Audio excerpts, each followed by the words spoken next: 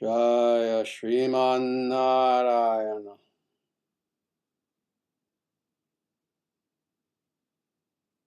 Jaya Bhagavan Shri Krishna.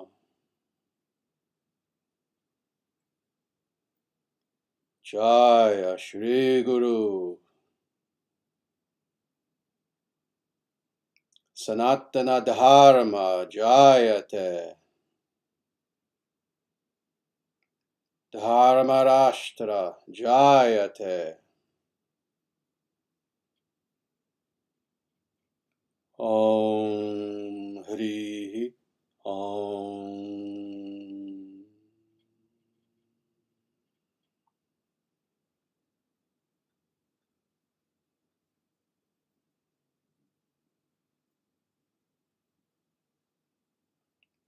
Namaste, everyone. Welcome to our latest live stream here on YouTube, sponsored by the International Sanatana Dharma Society. Before we begin with the talk for today, I just want to make a few very nice announcements. I have just finished writing a new book. In fact, actually, I finished writing it close to a week ago, actually. This new book is going to be called Principles of True Leadership. And right now, the book is in the process of being reviewed by a few of my students. The cover design is being created as well. And this is going to be a quite unique book. It's a book of aphorisms, and I've released books of aphorisms in the past. But again, this is going to be quite different in that it is modeled perfectly and with great fidelity after the sutra literature. The book is in English, so don't worry, it's not written in Sanskrit. But despite that fact, that's the only thing that makes it different, let's say, from traditional sutras, whether we're talking about Yoga Sutras, Nyaya Sutras, Brahma Sutras, Narada Bhakti Sutras, Shandilya Bhakti Sutras, and on and on. And that is that the sutra literature is a special genre of literature that, again, has its own requirements for it to be considered a sutra work. Well, this new book that I've written indeed meets all of those requirements. And it also meets the mood of sutra literature as well in how I wrote it. And what the book is about is a guide on how to be a true leader. What is a true leader? What is a fake leader, a fraudulent leader? Someone who claims to be a leader but in actuality is not. What are the characteristics, personal characteristics that a leader should have? How should a true leader operate within the world very practically? So this book is a combination of both philosophical, in which philosophically, in accordance with the Vedic scriptures, in accordance with the rishis and acharyas of the past, it explains what is a true leader. But at the same time, it's meant to be very practical as well, giving step-by-step instructions as far as how a leader is meant to operate in the world effectively, indeed highly effectively. So look out for this book. It will be hopefully available for purchase within a few weeks, a month at the very most. And again, it's called Principles of True Leadership. So that's the first piece of very nice news.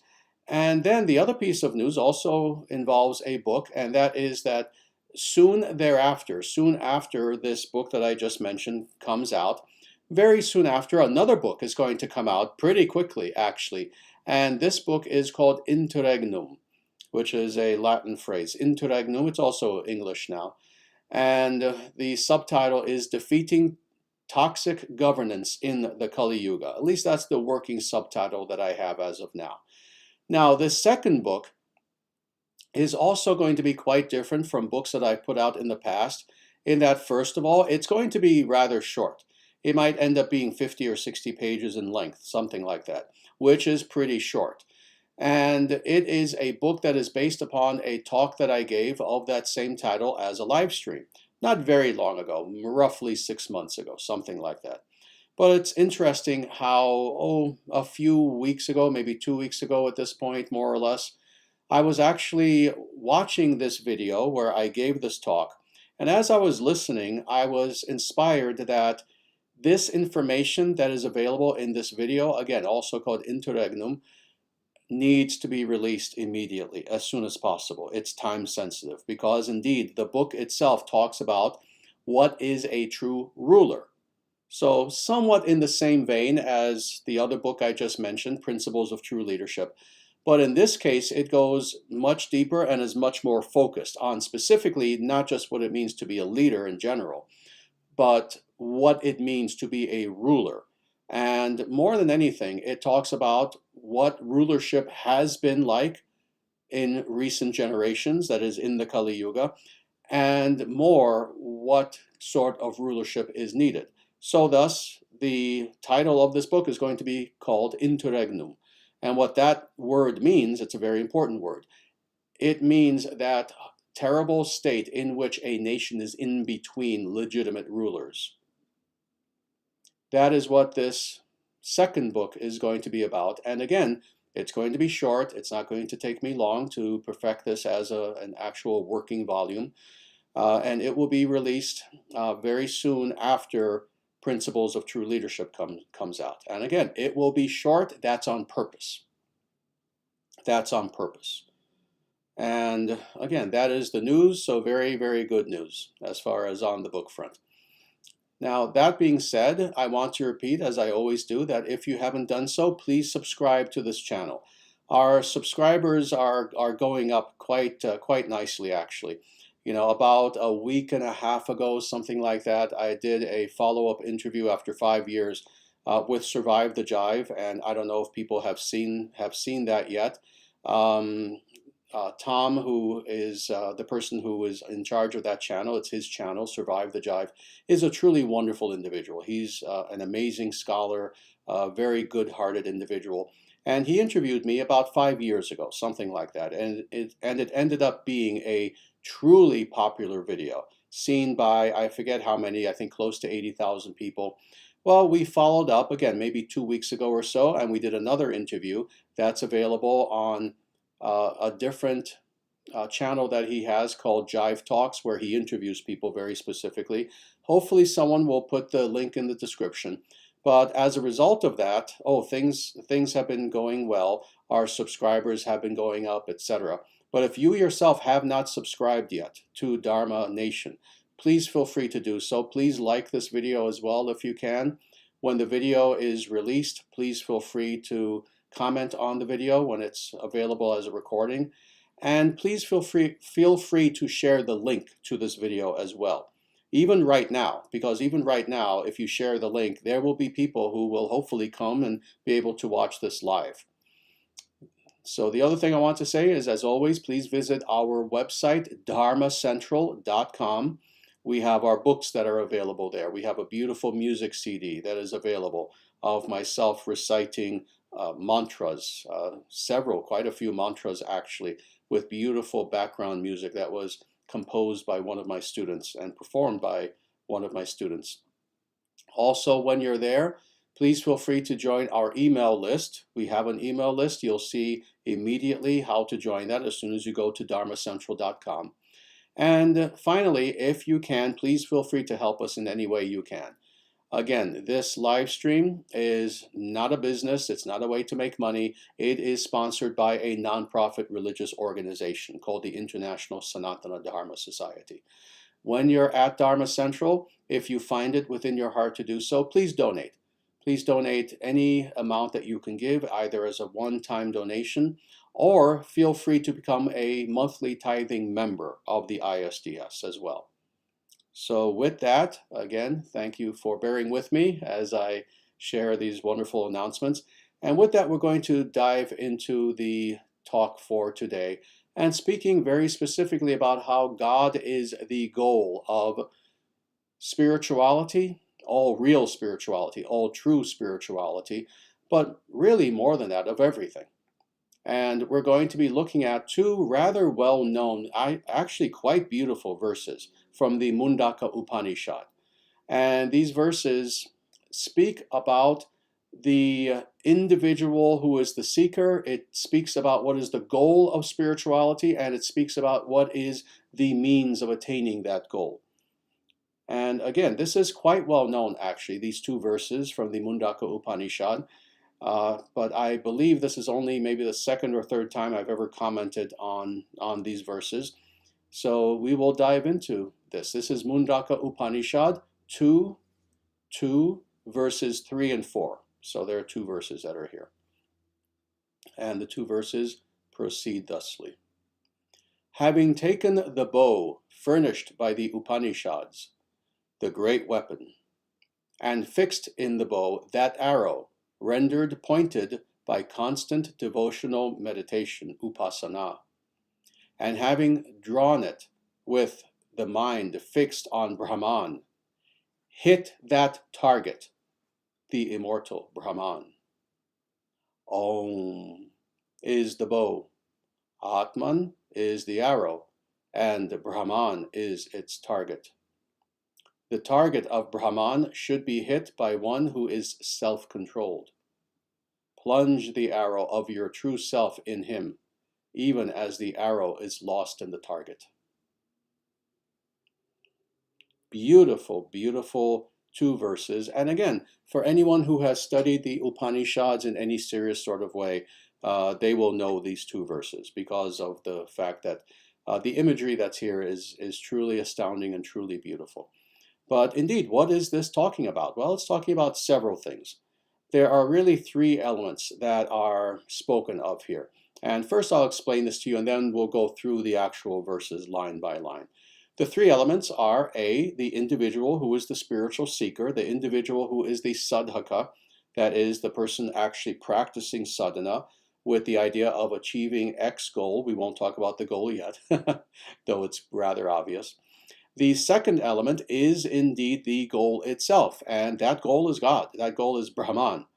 And as you can see from this verse, these two verses make this very, very, very, very clear, as do really all of the Vedic scriptures. The goal of spirituality, the very goal of spirituality is indeed to know God, and it's nothing less than that. It's not to attain mystic powers. It's not to gain any sort of material powers. It's not to just have interesting psychedelic experiences in the name of meditation. It's not to do anything that is lesser than indeed knowing that which is our source and knowing that perfectly. So that is the goal, is indeed God. And then finally, the third element is, all right, there's the individual as the seeker or the individual doing sadhana. There is the goal, which is God. The third element is the means by which the individual atman, the individual who is the seeker, knows God. So those are the 3 elements that are being discussed here. So now, keeping this in mind, let's go through this. So first of all, having taken the bow furnished by the Upanishads. Now, this is important. This is the epistemological clause. This is the way in which, indeed, we know what we are to do. So let me talk about this a little bit. First of all, what are the Upanishads? When we talk about the totality of Vedic scripture, all Vedic scripture is sacred. All Vedic scripture is important. All Vedic scripture is revealed. But at the same time, as I've explained many times, the scriptures are not all the same. If they were all the same, you would only need one book. But rather, they have different emphases in accordance with what genre of literature you're looking at, and then what specific book within even a given genre you're looking for. So again, these Vedic scriptures are all sacred, but they're not all the same. And very specifically, the Upanishads are focused upon true philosophy, philosophy proper, philosophy in the true sense of that term. That is philosophia, that is love of wisdom, spiritual growth, spiritual attainment, etc. But again, having been attained philosophically. This is the main focus of the Upanishads. But more than this, there is much more to the Upanishads than sadly many people know, even individuals who again have read many of the Upanishads. And that is that practice is also something that is central to the Upanishads, i.e. yoga. You know, I've explained this many, many times. There are 20 actual, what are called traditionally by the Vedantists, yoga Upanishads. That is, Upanishads that focus 100% on yoga. There are 20 of the 108 Upanishads. But even in addition to the 20 Upanishads that purposefully focus exclusively on yoga. All of the Upanishads, to some degree or another, they all focus on yoga. And of course, by yoga, what I mean by that is, no, not just asana, but indeed the methodology by which we do what is going to be discussed here in these two verses. The actual methodology by which we, as a seeker, can know truth, can know our true self, can know God, etc. So thus, this is why the Upanishads are being mentioned very specifically here in this Upanishad, is that the way that we know anything of value about spirituality, both philosophically and in practice, is indeed by taking shelter of the Upanishads. Oh, this is something alone I can talk about for an hour. Why the Upanishads are so important. Again, there's what I mentioned, that the focus is indeed upon yoga, upon practice, upon the philosophy that we need to know in order to make spiritual progress, that philosophy otherwise being known as Vedanta, etc. Another important reason why the Upanishads are taken as being of such vast importance traditionally in the Vedic tradition is because of what occurs in the Upanishads, i.e., conversations with absolutely enlightened rishis. This is why these works are called Upanishad, that is, sitting close to a legitimate guru and asking questions. So you have dialogues, conversations that take place. So with all that understood, now having taken the bow that is furnished by the Upanishads, so what is that bow? That bow itself is the means of knowing truth, of knowing God, but it's given to us by the Upanishads, i.e., it's revealed in the Upanishads. The means of knowing God are provided by the Upanishads. So this is what this is saying. But now more interestingly, having taken the bow furnished by the Upanishads, the great weapon, what is being referred to here? Interestingly, there's been just slight debate, not really traditionally, as far as what is being referred to here. Are the Upanishads the great weapon? Is the bow the great weapon? You would think that the bow itself obviously is the great weapon because it is a weapon. Bow and arrow, this is weaponry that's used in warfare, at least traditionally. But interestingly, some people have said that while that is indeed true, that is not untrue. A deeper, let's say, metaphysical interpretation of what is meant by the great weapon is that this is referring also to the Upanishads. The Upanishads are a great weapon for those individuals who very specifically are yogis, for those individuals who very specifically indeed want to know truth. Weapons come in many different forms. Weapons come in the obvious forms of material, let's say, implements, tools that are used in warfare. They also come in terms of psychic warfare. They also come in terms of waging war against our own illusion. So thus, again, even the Upanishads can be seen as a great weapon in that war against our own illusion. So, the great weapon. And honestly, of these interpretations, this is the one that I would indeed agree with, that the great weapon is referring both to the bow in question, but also the Upanishads, spiritually speaking, as a great weapon. So, having taken that bow and fixed in the bow that arrow. So this will become clear later in the second verse, but let me just say it now so there's no confusion. Again, the bow is the means. The arrow, that's us.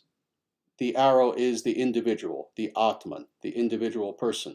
And the reason why I feel it's important to make that clear now is because of what comes immediately afterwards. So, having fixed in the bow that arrow, and not just any arrow, but now that arrow rendered pointed by constant devotional meditation, upasana. Oh, this clause is of crucial importance.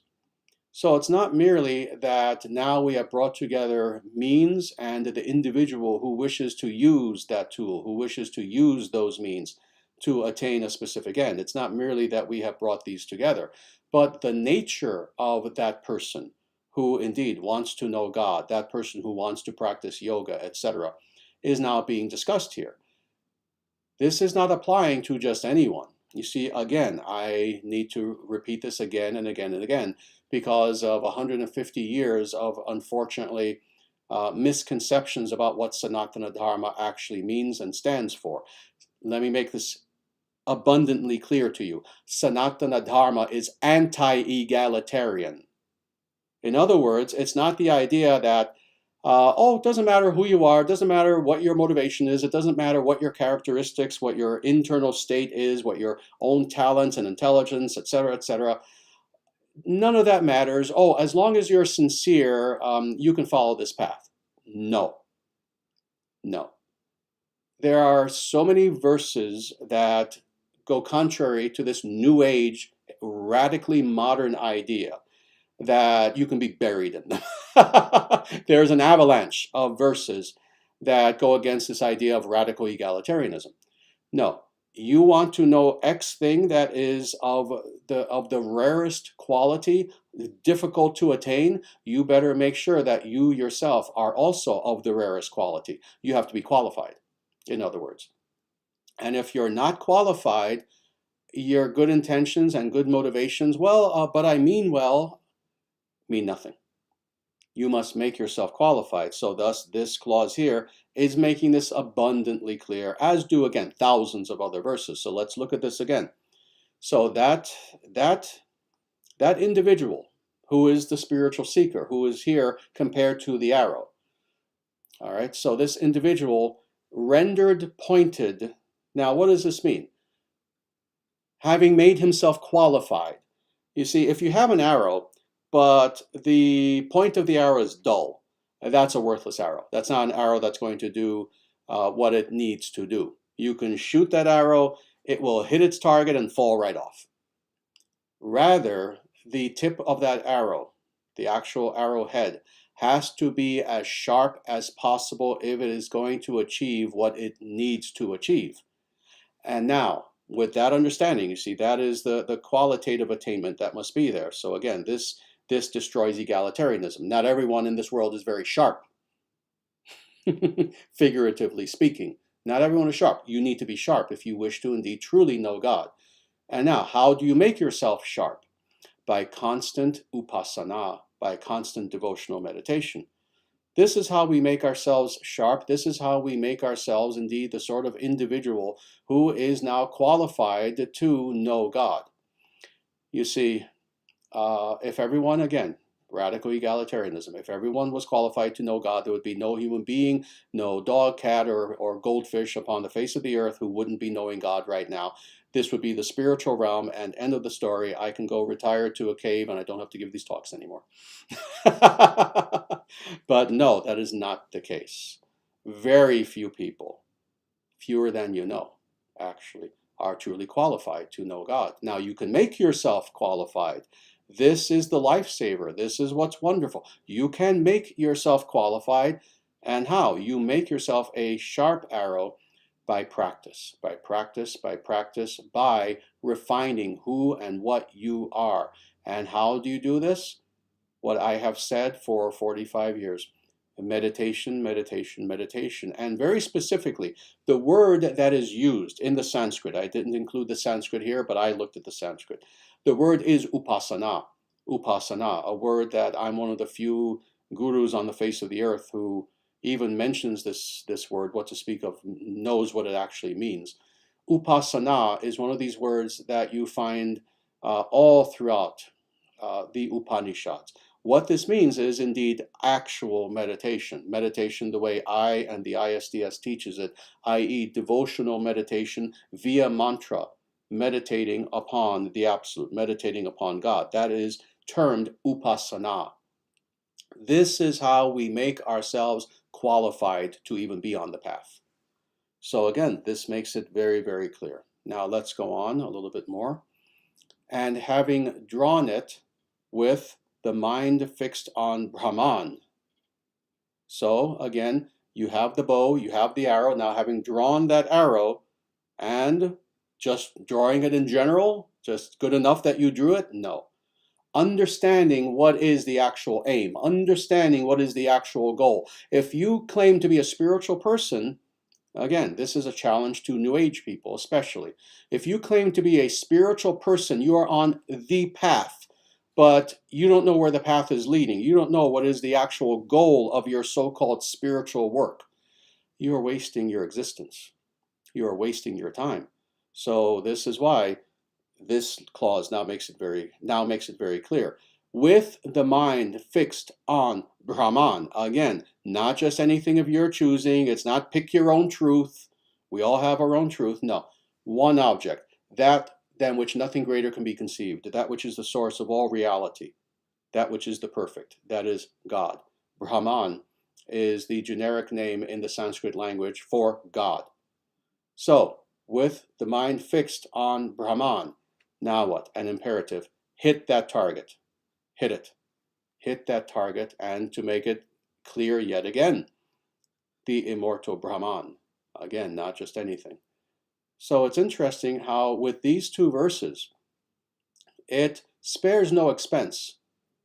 In a literary form, it spares no expense in making it very, very clear that, no, you don't choose your own object. You see, if everyone were allowed really to choose the object that is actually in their hearts, oh my God, what sort of objects there would be that people would want to attain. Everything materialistic, everything from wealth to, again, power to all sorts of debased things. So again, this is why this is making it very clear, these two verses. No, not just anything, not just what you and your illusion think that you want to have. God, Brahman. This is the proper object. This is the proper goal. So, very good. Now, having said all this, this was the first verse. Now we're going to go to the second verse. In the description, I linked them together, but this is really where the second verse begins. Now it makes it abundantly clear what it is speaking of when it talks about, oh, the bow, the arrow, the target, etc. Om is the bow. Let's stop there. Let's stop there. Om is the, and I'm not going to go very deeply into this, I'm tempted to, but Om is, let's say, the root foundation of all other mantras. This is why you find this sound vibration all throughout the Upanishads and everywhere. You find this in the most ancient layers of the Veda Samhitas, Rig Veda, Atharva Veda, Sama Veda, Yajur Veda, the four Vedas. You find Om again and again and again. You find Om in the Srimad Bhagavatam. You find it in the Bhagavad Gita. You find it in, pick a scripture, Om will be there. It is omnipresent. Now, why is this the case? Well, first of all, what is Om? It is the sound representation of the omnipresence of God. That is the definition. That is what Om represents. Not, again, what New Agey people try to make up. Oh, Om is the cosmic union of loveliness with blah, blah, blah, making it up as they go along. No, Om is the sound representation of the omnipresence of God. That's what Om is. When you are reciting Om, you are reciting one of the names of God and you are experiencing God there before you. Now, we understand that Om, mantrically speaking, individuals who have studied the science of mantra very in depth, which means very few people, even very few gurus today, but I have, understand that Om expands into other sound vibrations. It expands into Gayatri mantras. It expands into many other mantras as well. So thus, when the term Om is spoken of here, it needs to be understood that it is referring both to Om in and of itself as an actual mantra and sound vibration, but it's also referring to all of those transcendental sound vibrational mantras that contain Om within them. So thus, again, the Gayatri mantras, Om Bhurabhuva Swaha, etc. It also includes such mantras as Om Namo Narayanaya. So thus, in shorthand form, we can understand that this is saying that Om Namo Narayanaya, not merely just Om, but that mantra also which contains Om within it as a prevalent element within it, is the bow. And again, what is the bow? That is the means. That is the sadhana. That is the way in which we achieve a goal. This is the upaya, what is called the upaya Sanskritically. That is the means.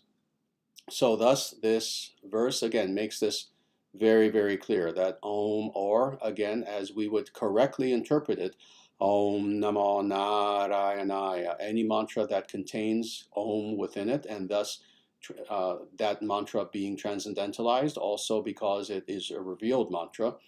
Om Namo Narayanaya is the means, it is the bow, it is the way in which we can achieve our goal. So thus, this is why we stress mantra meditation. And this is why the Upanishads stress mantra meditation. The Upanishads have many, many, many different names for mantra meditation, not merely mantra dhyana, but there are many, many different words, because this is indeed the central sadhana that is found in yoga spirituality for knowing God, is mantra meditation, and specifically meditating upon the names of God. So, Om is that bow. Now let's go on. Atman is the arrow. So again, you have the bow structure. If you can envision there being a bow, what is the arrow? What is it that tool is now going to propel?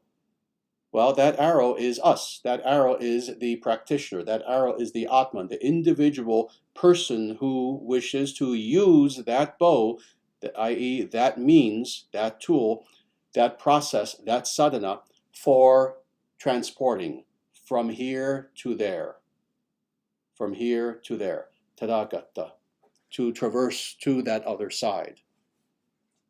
So we are the arrow that is now about to be propelled, and then finally continuing, and Brahman is its target. Brahman is the target of Atman.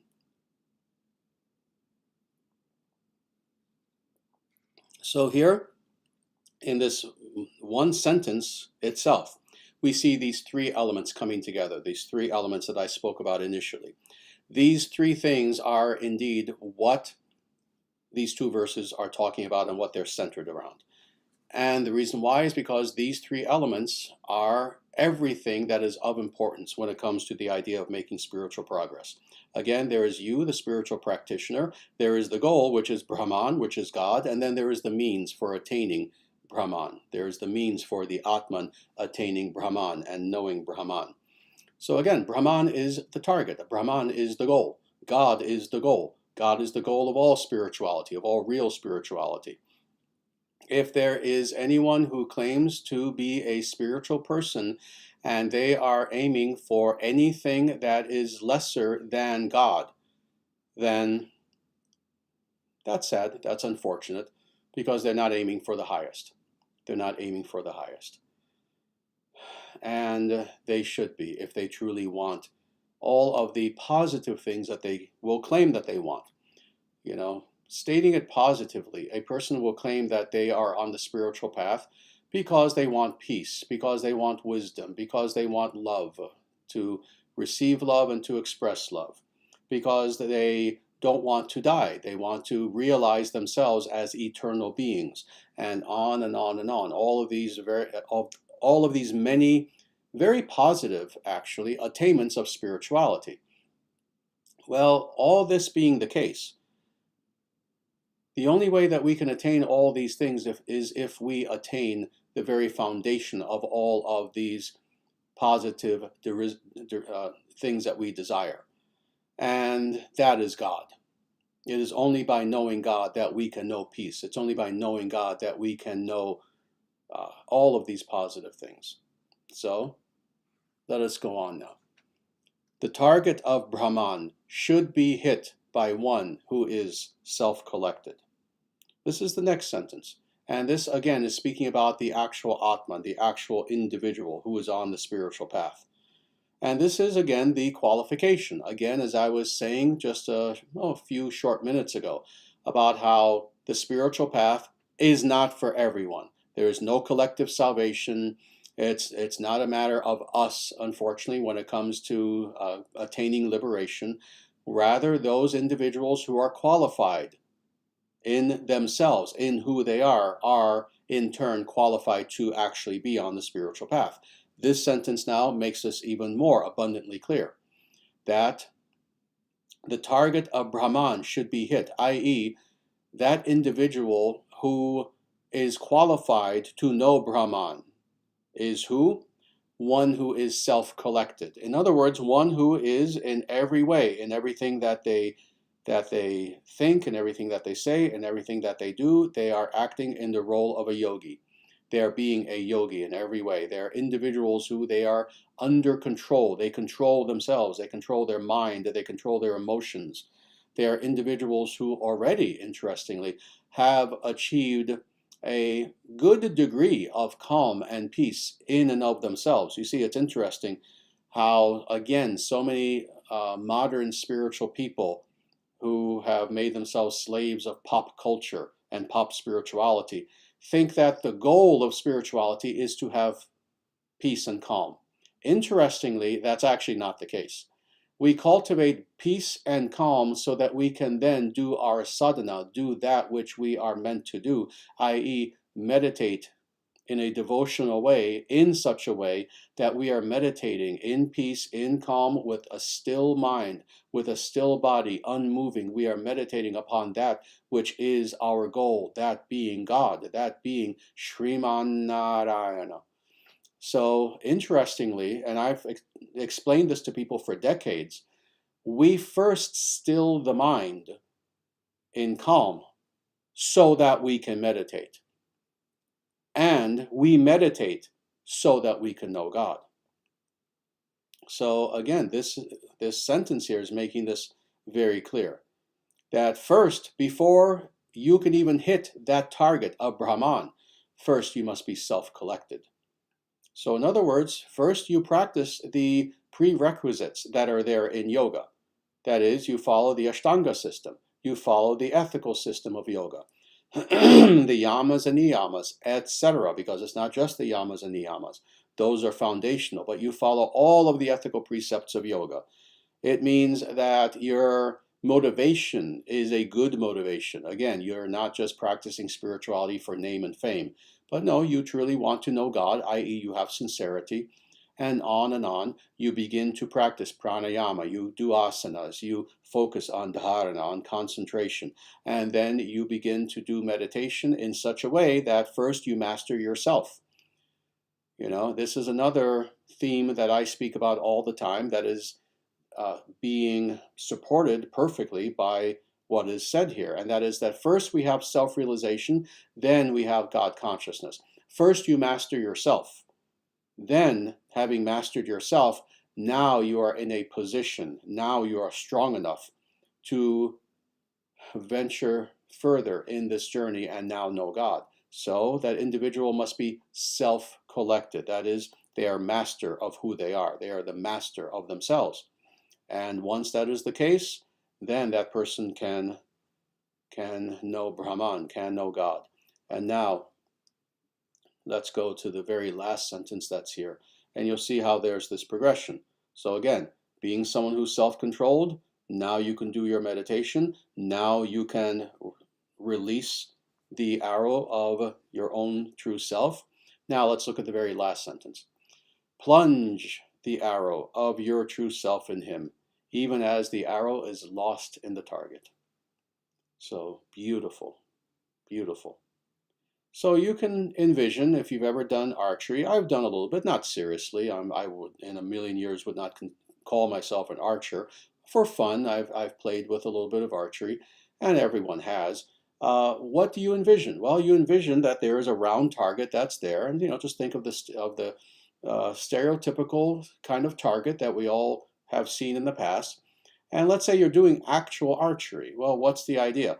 You, again, have the bow, you have the arrow, you release it, and you hit the target. And what happens? The arrow, of course, hits the target in such a way that it is now adhered to that target. It doesn't fall off.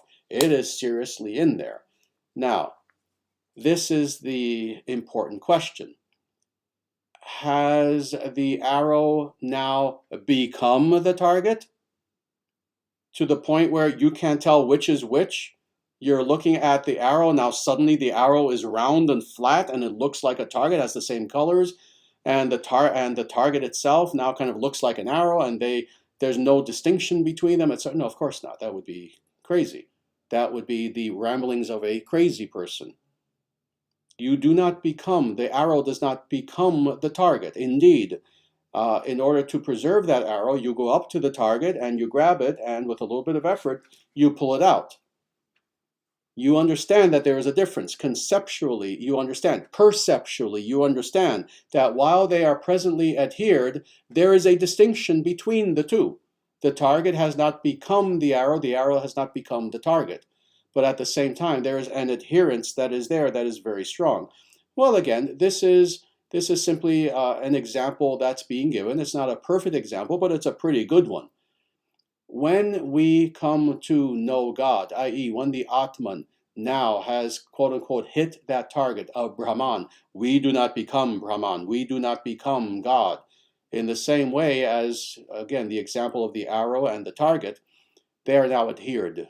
You have now adhered yourself to God in such a way that, unlike the arrow, which is material, which you can go up to it and pull it off and then use it again, we're talking about spiritual life now, in which once that adherence is there, there is no separation. Indeed, that adherence remains glued together for all of eternity. However, at the same time, again, like the arrow, like the target, you can tell which is which.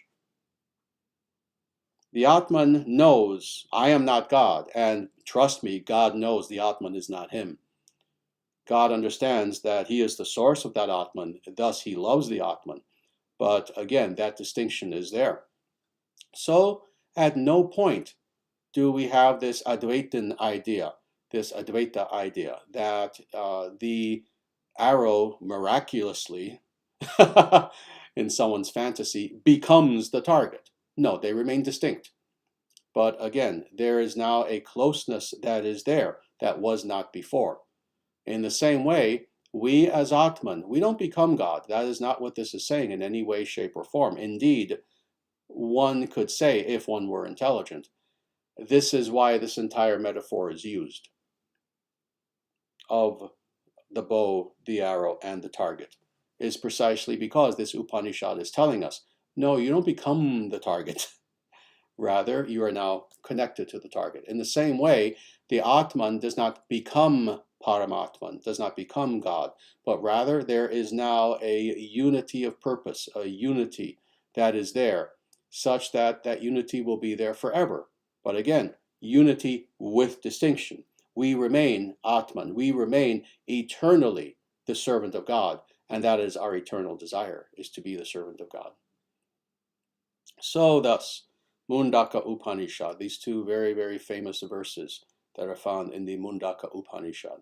Absolutely beautiful verses that, if we take our time with them, as we did this evening for about 40 minutes or so, if we take our time with them and not play games, not just read them quickly and try to interpret them in accordance with our own illusion, but no, when we instead surrender to, indeed, the Upanishads, that great weapon, when we surrender to the Upanishads, which contains infinitely more wisdom than we do, then we understand what these verses are saying, and what they're saying is profound when you truly understand them. What they're saying is life-saving when you truly understand them. What they're saying is that God is the goal, and God can be attained. For 1 second, I'm going to speak about this. It's one thing to even understand that God is the goal. Today, especially with the spiritual scene that's out there, so many people have lost sight even of that. How many New Age individuals are there on YouTube, maybe with 1 million subscribers, and they never mention God? If you're lucky, maybe once every 50th video, the G word will come out of their mouth, and even then, it's obvious they don't understand what they mean by the term. No, it's very unfortunate. But number one, to even understand the goal is something that is very, very difficult. To understand it conceptually, but then to also understand that that goal, how great as it is it can be attained. God can be attained. This is something that gives us hope. This is something that's inspiring. And that is exactly what these two verses are saying. It's not merely that God is the goal. See, it's one thing to know that, okay, God is the goal. That's nice. But am I going to attain God? Again, if you qualify yourself in the correct way, yes, you can attain God. That's what this verse is telling you, what these two verses are telling you. You can attain God. You can know God. And what a wonderful basis of hope the Upanishads and these two verses are giving us, letting us know that there's not just the goal. You can achieve the goal if you qualify yourself, if you are self-collected, if you practice this path with fidelity, with faith, in sincerity, with humility, understanding exactly what the goal is and keeping your eyes on that goal like a laser beam, then we can indeed know God. You can know God. You can experience God. That is what this Upanishad is telling us. So with that, I thank you all very much for listening to my discourse on these two very well-known verses of the Mundaka Upanishad. And with that, I would like to see, are there any questions about anything that was discussed today or about anything concerning Sanatana Dharma? And with that, I'll give people a little bit of time because there is a time delay. So I know that by the time people actually will hear me say it's time for questions, a few seconds will go by. Very good. And if you give me a few moments, the questions are now coming in, so just give me a few moments to take a look at them.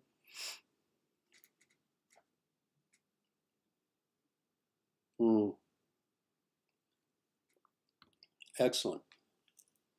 Here's a good, very practical meditation question from Nick. And it is, Namaste, thank you, Sri Guru, thank you for being here.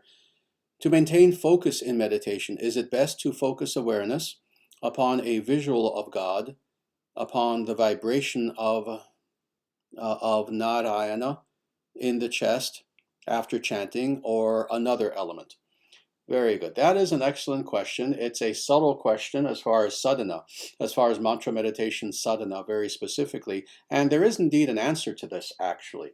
When one is doing actual mantra meditation, that is, as an individual is sitting there in meditative pose and reciting the mantra, Om Namo Narayanaya, what you are to focus on exclusively is the actual sound vibration of the mantra. So let me go a little bit deeper into this, actually. As a person does their sadhana, the way that a person does their actual practice is, first of all, you have a home altar. You first do puja before that altar. And you can have either statues, you can have pictures, you can have anything like this, but you first do puja. And now sitting, facing the murtis, facing the image of God, you now close your eyes and you go into meditation and you begin to indeed recite the mantra. You can recite it either out loud or in your mind. But this is the important thing, is either way, the only thing that you are focusing on is the sound vibration of the mantra. Indeed, I've said this several times, but I'm going to repeat this again because it bears repeating. It's important. As you're reciting the mantra, so you are there, Om Namo Narayana, Om Namo Narayana, and you're repeating the mantra, you are focusing on nothing but the mantra. You're not focusing on anything that your body is doing. You're not focusing on an itch that you have. You're not focusing on any externalities, on other sounds that you're hearing. You're not focusing on even what the mantra is conveying. You know, you can know the translation of the mantra. I've given it out many hundreds of times. You're not even focusing on, oh, what is the mantra saying? You are focusing exclusively on the sound of the mantra. And if quite literally, even a thought of, oh, this is what I'm saying creeps in, you're not meditating. That has to then, you may have to make that creep back out. You are focusing on the sound and the sound exclusively. Now, I'm going to play Asura's advocate a little bit. A person might ask, well, but then if that's literally the only thing of importance, then why even have the murtis in front of you? Oh, why not just meditate anywhere? Meditate with a poster of Elvis in front of you. It doesn't matter because your eyes are closed and you're just focusing on the sound anyway. This is the reason why. Is because, first of all, this is the necessary environmental prerequisite that will help you to go into meditation, number one. Number two, meditating properly, i.e., focusing exclusively on the sound of the mantra. The reason why you have the murti in front of you is because the sound of the mantra and the murti are non-different, to the point where when you become an advanced enough meditator, it comes to the point where you have vivid awareness of this. And the mantra becomes the murti becomes the mantra, and both are the same as Paramatman within the heart. This is why we have imagery, is as a element of sadhana. But yes, you are to focus exclusively on the sound vibration and nothing else. So I hope that answers the question and didn't give too much information, more than you wanted, but somehow, Nick, I suspect that there's no such thing as too much knowledge and wisdom for you. Very good. And again, give me a moment, and I will see what other questions there are. Very nice. Here is another very good practical question from Chintamani Noah, and is Dandavats Sri Acharyaji, and thank you for being here as always. Should we actively seek out spouses, or simply go about trying to grow spiritually and allow God to present a spouse if he wants to? Very good, very practical question, actually. And let me answer this with a little bit of depth. First of all, of course, people are all individuals. We are all individual persons. Some individuals want to practice spirituality to the point where they will feel that it is helpful for them to maintain absolute celibacy and have nothing to do with even the idea of a spouse or dating or anything like this. And that is perfectly fine. Indeed, for anyone who is a more advanced human being, that is a stage of life, actually, that a person needs to go through. That is, especially when you're a teenager, even into your early 20s, etc.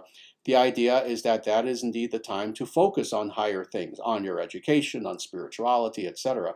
So there are some people for who they are attracted to the lifestyle of just complete celibacy and not looking for a spouse in any way whatsoever. Now, let me tell you, that tends to be a tiny minority of individuals who can continue to do that for a very long time, what to speak of for the rest of their life. That is an extremely rare person. It's sad that, again, with a lot of the misconceptions that have creeped into modern day Hinduism in the last 150 years or so, people think that the lifestyle of a celibate brahmachari throughout life is a lot more prevalent than it is. No, it's actually a lifestyle for a tiny minority of people. The vast majority of people will and should, interestingly, find a spouse. I've said this many times. The Vedic scriptures back me up on this effortlessly. You know, there are so many verses that talk about this, that the norm for an individual who is practicing Sanatana Dharma is indeed to be married. And again, just as one of many evidences of this that are extremely easy to find, how is one way that we know this? Well, most of the rishis were married. What to speak of some person in modern day America, UK, somewhere, thinking, oh, should I be married? Can I be married and practice spirituality? Well, the rishis did this. The rishis, for the most part, were married. Again, a tiny number were celibate. But if you look at the evidence, the vast majority were married. And what to speak of the question of making, quote unquote, spiritual advancement? These were rishis. These people achieved the goal and more. These are the people who reveal the Vedic scriptures. And most of them were married. We know the names of their wives. They had children. We know the names, not in every case, but in many cases, we know the names of their children, etc., etc. So this is the norm in Vedic society. Vedic society, if you want to envision either in the past or the Vedic society that we are going to create for the future, What you can envision is a society consisting of a multitudinous number of happily, beautifully married families, married people living in families with children, all of whom are married. And what does that mean? Oh, they take care of the practical elements of what it means to be married, all the practical elements. They have to have a home, thus grihasta, householder. They have to have a home, etc., etc. But at the same time, the center of their family is God. In the center of their home, there is an altar, and the family comes together every day, and they do puja and kirtan and meditation and study of the Vedic scriptures, etc. So this is what Vedic society has always been and will continue to be into the future. So indeed, it is not only possible, it is recommended for most people that if you're a serious spiritual practitioner, you actually be married and practice spirituality. Brahmachari life being only for certain periods of your life, at the very beginning and at the very end. Now, all that being said, I want to answer very specifically what you ask here, and that is, should we be going out and trying to find spouses, or just allow God to present a spouse? What we should be doing is actually neither of those extremes. Because on the one hand, to simply say to ourselves that, oh, I'm going to be passive in this endeavor of wanting to have a spouse, I'm not going to look, I'm not going to talk to anyone, I'm just literally going to kind of sit in my home, and when God decides to give me a spouse, somehow the ceiling is going to open up and a cloud is going to descend, and oh, there's my soulmate, thank you. No, that's silly. We don't want to do that. On the other hand, we don't want to be someone who becomes obsessed with dating multiple women and looking and looking and looking and have this be, again, some sort of obsession. Rather, we want to have a path that is balanced and in the middle, a middle way, in which on the one hand, we are active and looking for a spouse. Again, this was the Vedic norm. This was the Vedic norm both with individuals, but especially with parents. Parents often, again, we're not living, unfortunately, in sane times, so we don't really have this anymore. But during sane times, parents helped in finding a spouse for a child, for whether it's a teenager or even an adult child, etc. Parents helped with this a lot, so there was an active search for a spouse. On the one hand, but again, not like today. It doesn't mean that you haunt bars looking for someone. Absolutely not.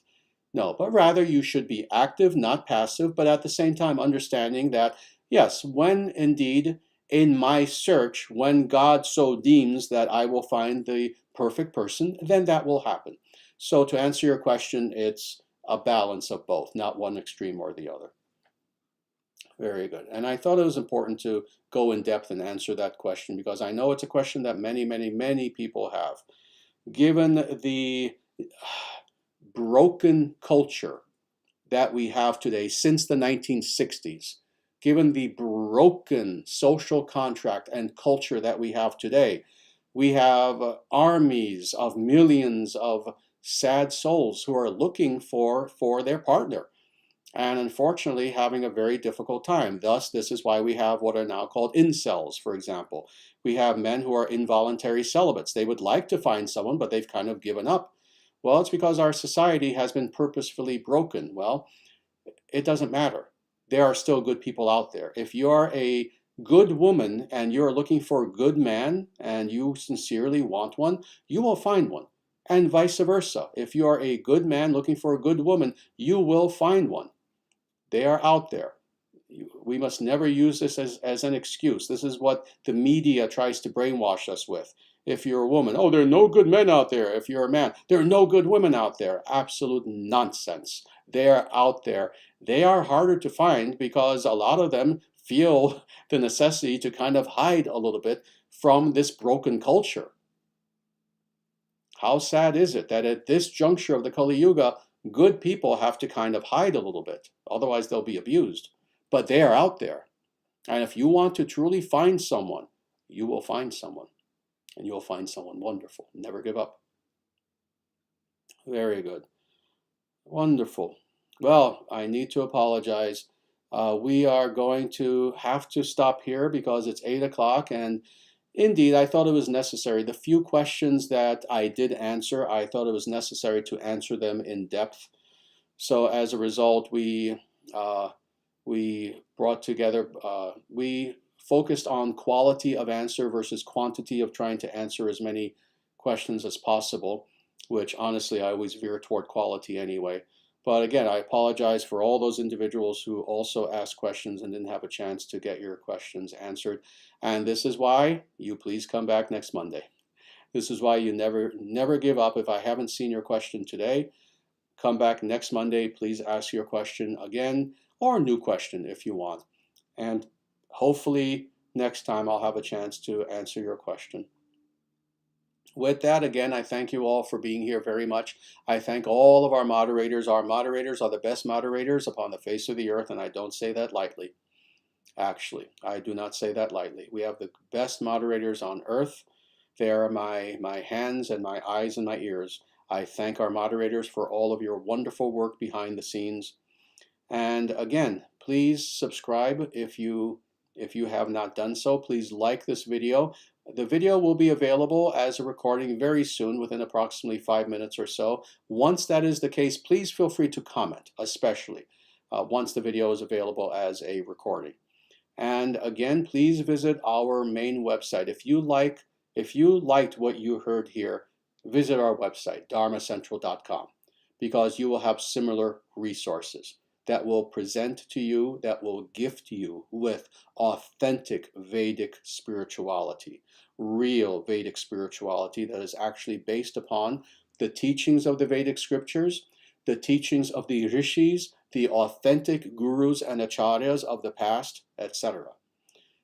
And when you're there at dharmacentral.com, please look at our books that are available. We have many, many books that are incomparable. Sanatana Dharma, the eternal natural way, being the most important as of now, that presents a Summa Theologica, that is a compendium of the philosophy of Sanatana Dharma, like no one has in modern times, at least, let's say for the last several hundred years.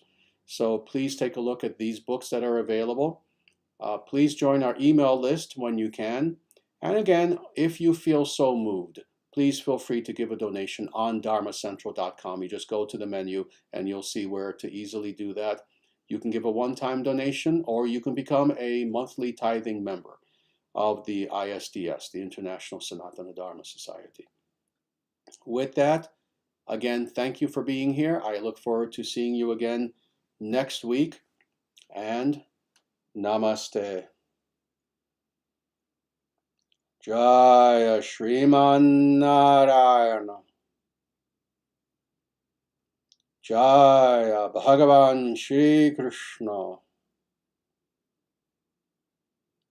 Jaya Shri Guru. Sanatana Dharma Jayate. Dharma Rashtra Jayate. Victory to the Dharma nation. Evam Bhavatu. May it be so.